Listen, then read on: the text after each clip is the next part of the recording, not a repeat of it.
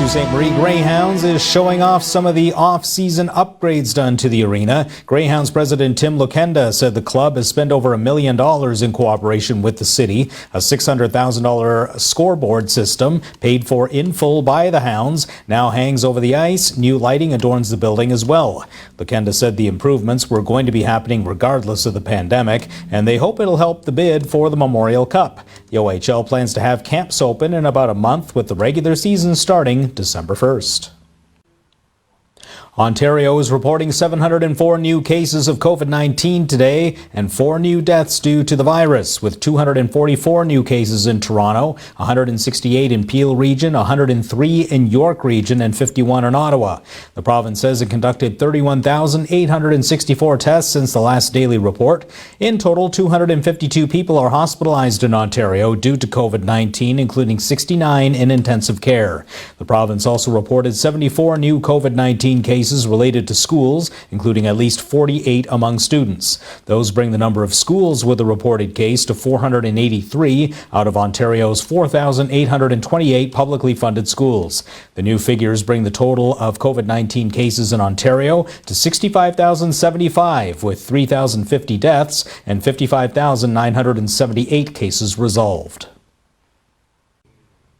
The 2020 Coats for Kids campaign has been cancelled due to the COVID-19 outbreak. The decision comes after consultation with Algoma Public Health and was made in the interest of protecting the well-being of participants, staff, and volunteers. The Coats for Kids committee is encouraging citizens and community groups to donate to local agencies, support local, and above all, stay safe. Contact tracing is underway after an inmate at the Algoma Treatment and Remand Centre tested positive for COVID-19. The test was issued as part of an ongoing program for recently admitted offenders. Newly admitted offenders are restricted in movement for the first 14 days as a means of guarding against the spread of COVID-19. Algoma Public Health is doing the contact tracing. Daniel LaPrade is up next with your local weather right after this.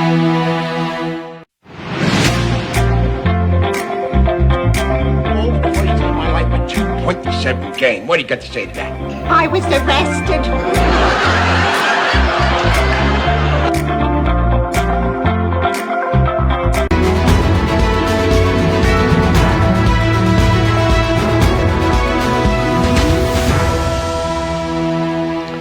Good evening and welcome back on your Monday, October the 19th. And yes, we made it through the weekend with a bit of snow.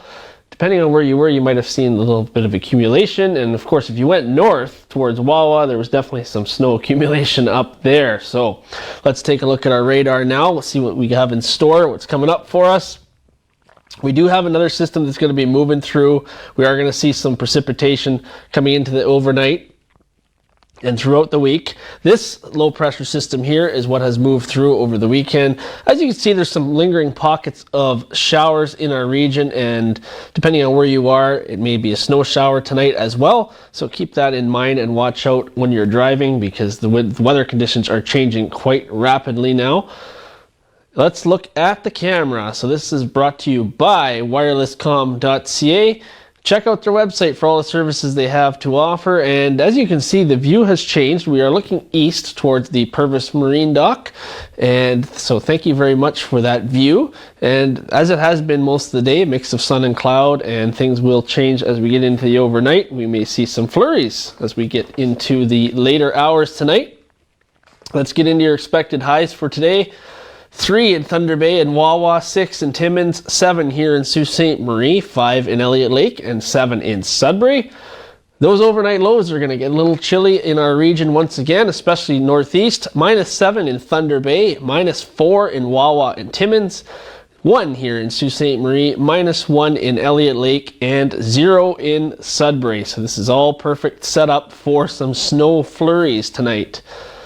So, as mentioned, you will see overnight mainly cloudy with that 60% chance of rain showers changing to flurries overnight with a low of 1. And then into Tuesday, we are going to see mainly cloudy, 40% chance of flurries in the early morning once again.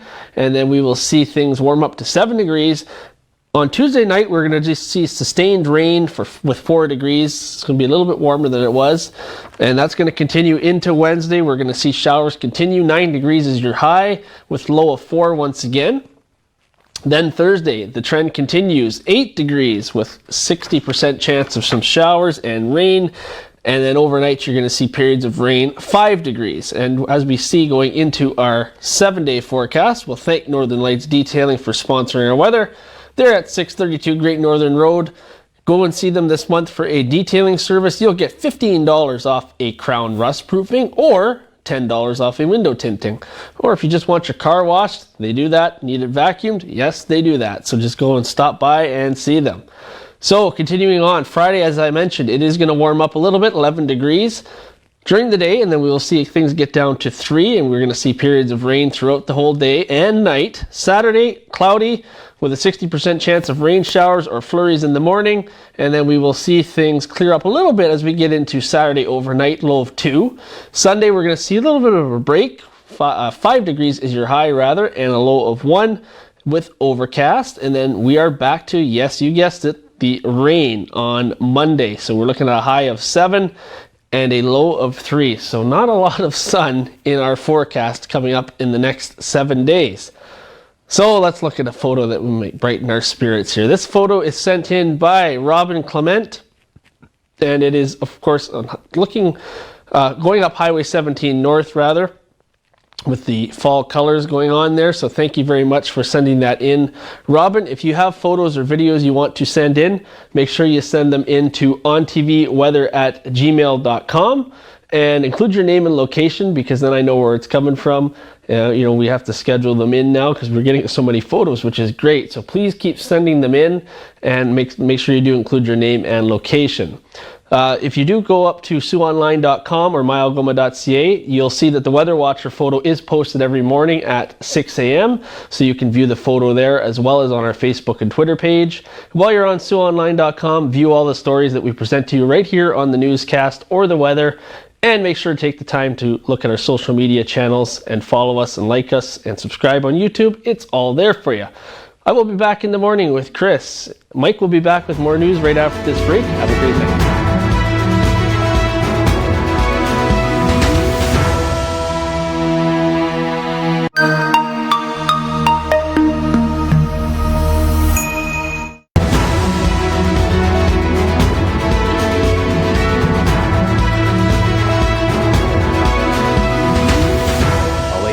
Call to Sioux Fire Services resulted in the evacuation of a building on Churchill Boulevard. According to a resident of the building, a carbon monoxide alarm is what led to the call. Residents were seen outside the building while firefighters were seen ventilating the property. Enbridge gas crews eventually arrived on scene. The first week of November is Carbon Monoxide Awareness Week. Sioux Fire Service will be featuring a campaign at that time.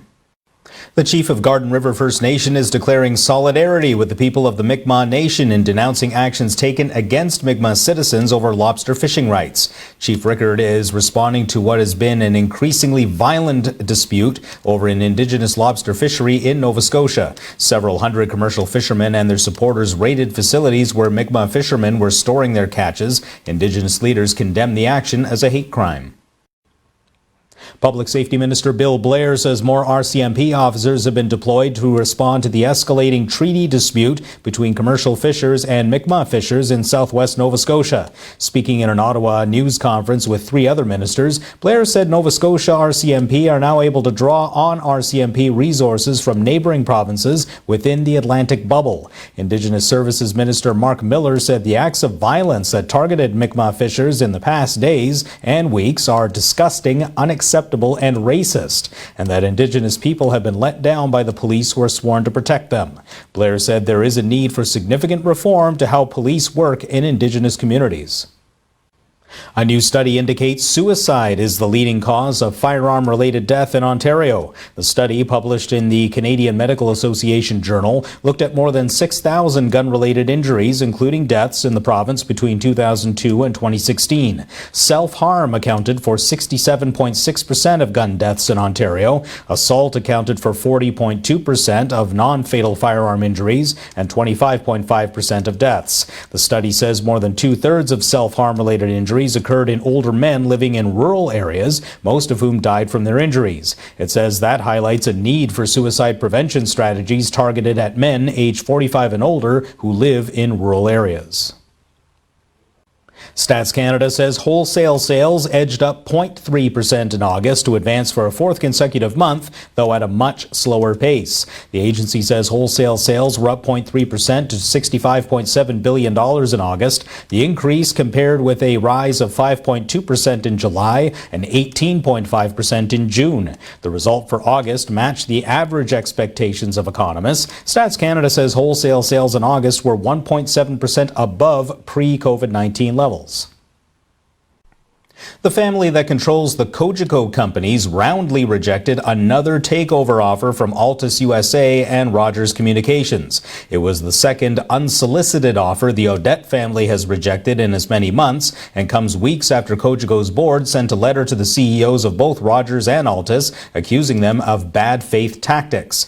Under the new offer, Altus said it would pay $11.1 billion cash to buy all the shares of Cogeco Communications and its parent company, Cogeco Incorporated, including $900 million to buy the Audette family's multiple voting shares and their subordinate shares. That's up from the previous offer of $10.3 billion announced last month.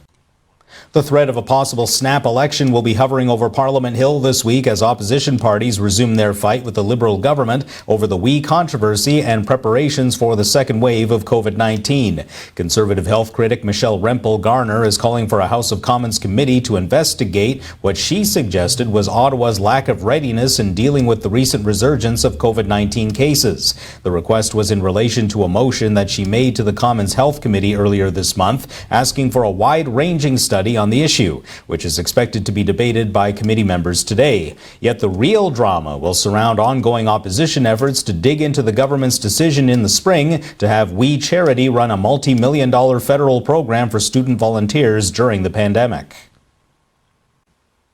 I'm Mike McDonald. We have more news and weather coming up.